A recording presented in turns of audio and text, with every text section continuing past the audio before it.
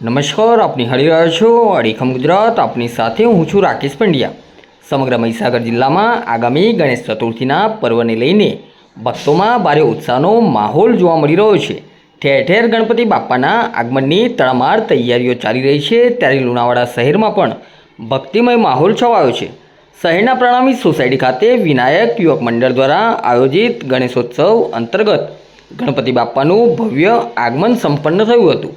આ પ્રસંગે લીલાવતી હોસ્પિટલ પાસેથી એક વિશાળ શોભાયાત્રાનું આયોજન કરવામાં આવ્યું હતું. આ શોભાયાત્રા શહેરના મુખ્ય માર્ગો પર ફરીને લુણાવાડા 4 રસ્તા ખાતે પહોંચી હતી, જ્યાં ગણપતિ બાપાનું શ્રદ્ધાભેર આગમન કરવામાં આવ્યું હતું.